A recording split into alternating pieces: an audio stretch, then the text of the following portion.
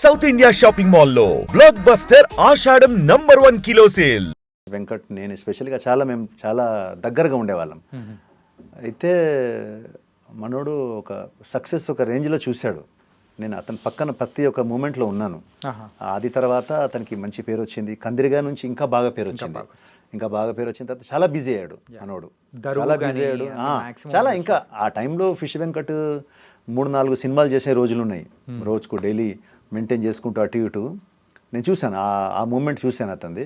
And ఇప్పుడు present health condition చాలా అంటే కొన్ని మన మీదనే ఉంటుంది బ్రదర్. అది ఇప్పుడు నేను మీకు ఎంత చెప్పినా మీరు వినే మూడ్లో లేకుంటే మనం చెప్పలేం.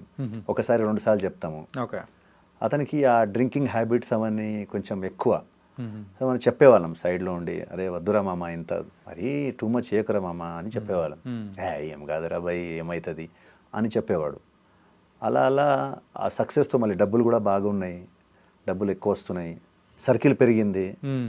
ఆ సర్కిల్ కూడా ఎలా పెరిగిందంటే ఓన్లీ మన హైదరాబాద్ దాకానే కాదు, అతనికి టైం దొరికిందంటే వెళ్ళిపోతాడు బండి తీసుకొని వైజాగ్, విజయనగరం, కొత్తగూడెం అని. అసలు టోటల్గా పెద్ద సర్కిల్ ఉంటుంది. ఓకే, ఎక్కడికి వెళ్ళాడంటే ఇంకా అయిపోయా. ఇంకా ఒక 3-4 రోజులు ఉండాడంటే ఇంకా ఖాళీ లేదు. ఇంకా టోటల్ డ్రింకింగే, డ్రింకింగ్ అంటే ఇక దానికి మెల్లమెల్లగా బానిస అయిపోయాడు టోటల్గా. ఇక అదేమైపోయిందంటే ఒక టైం రాగానే హెల్త్కి షుగర్ అటాక్ అవ్వడము, దాని తర్వాత స్లోగా టోటల్గా డెటరియేట్ అయింది బాడీ. ఇప్పుడు ఉన్న పొజిషన్లో ఎలా ఉందన్నా అంటే కిడ్నీ పెట్టాలి. కిడ్నీ పెట్టాలంటే బాడీ సహకరించాలి. మళ్ళీ ఆ బాడీ సహకరిస్తుందా లేదా తెలియదు. డోనార్స్ రావాలి. ఆ డోనార్స్ ఎవరు వస్తారు, ఎవరిస్తారు అనే మూమెంట్లో ఉంది. ఇప్పుడు కలుస్తున్నా, హాస్పిటల్స్ చేంజ్ అవుతున్నాయి. మొన్నటిదాకా ఇక్కడ మియాపూర్ దగ్గర హాస్పిటల్ ఉండేది ఫస్ట్. దాని తర్వాత మళ్ళీ బోడుపల్లి అక్కడికి వెళ్ళాడు. మళ్ళీ అక్కడ నుంచి మళ్ళీ ఇక్కడికే వచ్చాడు.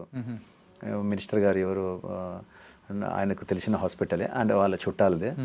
సో ఫ్రీగా ట్రీట్మెంట్ చేస్తా అని ఇక్కడ చెప్పారు. మళ్ళీ ఇక్కడ తెచ్చి పెట్టారు. కానీ పొజిషన్ మాత్రం క్రిటికల్గానే ఉంది. ఎందుకంటే అన్లెస్ అంటే డాక్టర్స్ ఏమన్నారంటే అది చేంజ్ చేస్తే కానీ ఏం చేయలేమన్నారు. అది చేంజ్ చేయాలంటే ఇప్పుడు ఎవరికో డోనార్స్ రావాలి. డోనార్స్ అంటే అంత ఈజీగా దొరకరు. కొన్ని ఫ్యామిలీకి ఇద్దామంటే ఫ్యామిలీ వాళ్ళు ఏమంటున్నారంటే వాళ్ళ పాపతో మనం మాట్లాడితే అంకుల్ మాది సెట్ కావట్లేదు అంటున్నామే. ఆయనకేమో పాజిటివ్ అట, వీళ్ళదేమో వేరే బ్లడ్ గ్రూప్స్ ఉన్నాయట. సో ఇప్పుడు ముందు ఎవరు వస్తాడు, ఇచ్చేవాడు ఎవడు? ఒకళ్ళు ఇవ్వాలన్నా ఒక డబ్బులు, ఇప్పుడు కిడ్నీస్ అంత ఈజీగా 40-50 lakhs ఖర్చు అవుతుంది కాదన్నా. అంటే మీరు అన్నట్టు ఫిష్ వెంకట్ అన్నకి చాలా పెద్ద సర్కిల్. అవును, విజయవాడ, వైజాగ్ దొరికినప్పుడల్లా ఆడ దోస్తుల్ని మీట్ అవ్వడం కానీ అట్లా అన్నీ చేశారు. కాదే ఇలాంటి సందర్భంలో కూడా అంటే అన్న అలా పొజిషన్లో ఉండడం కానీ ఆర్థిక సహాయం కోసం కానీ ఇలా చూస్తుంటే ఎంతో బాధేసింది అన్న. అదే అంటున్నాను. అంటే ఏదైనా కూడా మన మీద ఉంటుంది బ్రదర్. భగవంతుడు మనకు అన్నీ ఇస్తాడు. మీరు దాన్ని ఎలా కాపాడుకుంటారనేది మీ మీద ఉంటుంది. హెల్త్, మనీ, ఫ్యామిలీ అన్నీ మీకు ప్రొవైడ్ చేస్తాడు. బట్ ద థింగ్ ఈజ్ మీరు అవి ఎంతవరకు కాపాడగలుగుతారు, దాన్ని ఎంతవరకు మీరు మెయింటైన్ చేయగలుగుతారు అనేది ముఖ్యం. ఆయనకు అన్నీ ఇచ్చాడు, ఫ్యామిలీ ఇచ్చాడు, 2 కొడుకు, కూతురు, మంచి ఆరోగ్యాన్ని ఇచ్చాడు. ఆది టైంలో మంచి మంచి బాడీ. ఆది టైంలో మేమంతా నన్ను ఒక్కొక్క సైడ్ ఇంకో సైడ్ పెట్టి ఇట్లా లేపేవాడు భుజంతో. అంత గట్టి మనిషి. ఆ టైంలో అంత గట్టిగా ఉన్నాడు. ఇప్పుడు చూడండి, ఇప్పుడు అదే మనిషి అసలు నడవాలి, 2 అడుగులు వేయాలంటే కష్టం. సో అది చేసుకున్నది అతనే, దానికి ఎవరు కారకులు గారు. స్వయంగా ఈజ్ ద ఓన్లీ కారకుడు దానికి. మన వెనుక ఎవరైనా ఒక బిగ్ హ్యాండ్ ఉందంటే మనం ఫెయిల్యూర్ అయితే బాధపడతాం.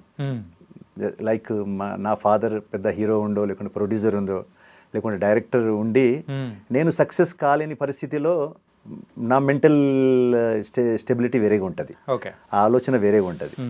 మీరు 0 వచ్చినప్పుడు అక్కడ నుంచి రూపాయి వచ్చినా మీకు బాధ ఉండదు. మీరు అచీవ్మెంట్గానే ఫీల్ అవుతారు. సిటీకి వచ్చినప్పుడు రూపాయి తీసుకొని రాలేదు. అలాంటి 25 years ఇండస్ట్రీలో నేను ఏదైతే సాధించానో అది నాకు ప్లస్సే. నేను ఎక్కడ పోగొట్టుకోలేదు. జీరో ఉండడం పోగొట్టుకుంటాడు, మైనస్లోనే పోతుంది వెళ్తుంది తప్ప జీరో నుంచి నేనేం పోగొట్టుకున్నది ఏం లేదు. జీరోకి వచ్చాను, అక్కడ నుంచి నేను మ్యారేజ్ అవ్వడం, నా పిల్లలు మంచి స్కూల్స్లో చదవడం, నేను ఒక మంచి లైఫ్ గడపడము. అంటే లైఫ్ ఇన్ సెన్స్ అన్ని కారు బంగ్లాలు 10 ఉన్నాయని కాదు.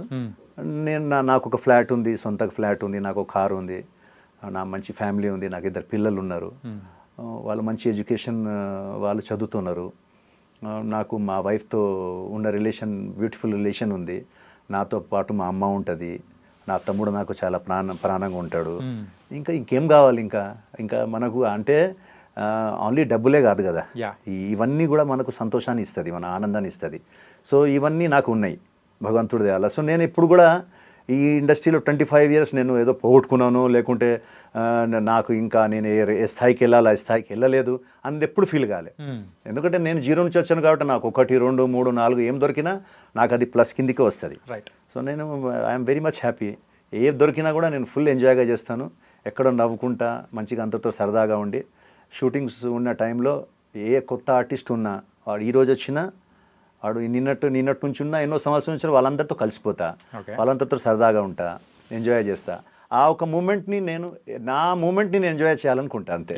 దాని వెనుక మళ్ళీ ఇది కావాలి అది కావాలని ఉండదు, ఏమొచ్చినా దాంట్లో సంతోషంగా ఉంటా. అదే మీరు ఇండస్ట్రీకి రావడానికి the first movie Badri.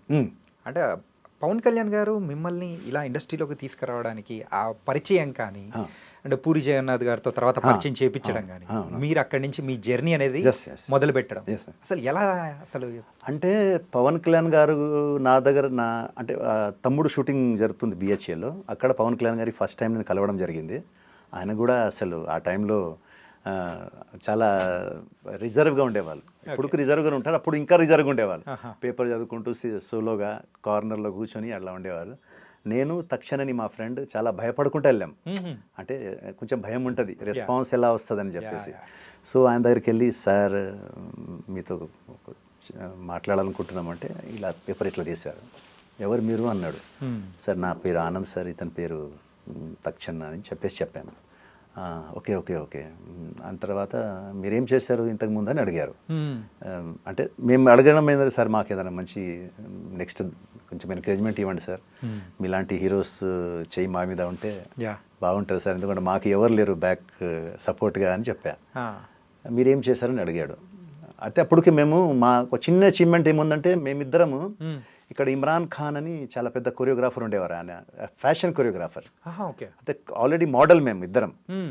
Plus మంచి మంచి హోటల్స్లో, స్టార్ హోటల్స్లో అక్కడిక్కడ మేము షోస్ ఇస్తున్నాం. ప్లస్ అవి పేపర్స్లో పడుతున్నాయి ఫొటోస్ అవన్నీ. సో పవన్ కళ్యాణ్ గారికి ఇమ్రాన్ ఖాన్ అంటే తెలుసు. Is a very famous fashion photographer, fashion choreographer ఇక్కడ హైదరాబాద్లో. ప్లస్ అతను ఒక మోడలింగ్ ఇన్స్టిట్యూట్ రన్ చేస్తాడు. దాని నుంచి చాలామంది మోడల్స్ మన హైదరాబాద్లో చేస్తున్నారని ఆయనకు తెలుసు. ఆ నాలెడ్జ్ ఆయనకు ఉంది, అన్ని నాలెడ్జ్ ఉంటుంది ఆయన దగ్గర. ఎక్కువ బుక్స్ చదువుతారు, పేపర్ అవన్నీ చదువుతారు కాబట్టి ఆ నాలెడ్జ్ అంతా ఆయనకు బాగా ఉంటుంది. ఆధ్యాత్మికంగా అన్నీ కూడా ఆయనకు బాగా నాలెడ్జ్ ఉంది. సో అది చూడంగానే ఆయన, ఓహో అక్కడ చేశారా మీరు అని అడిగారు. ఇప్పుడు చేస్తున్నారని అడిగాడు. సార్ చేస్తున్నానని అన్నాను. అతను ఇంకో ఫ్రెండ్ తక్షణ, అతను పొట్టి శ్రీరాములు కాలేజ్లో అతను నాటకాలు అవన్నీ కూడా చేస్తున్నాడు. సో అతను కూడా అది కూడా ఆయనకు బాగా ఇంట్రెస్ట్, అన్ని నాలెడ్జ్ ఉంది కాబట్టి. సో అతనికి వీళ్ళని నేను పుష్ చేయొచ్చు అనుకున్నాడు.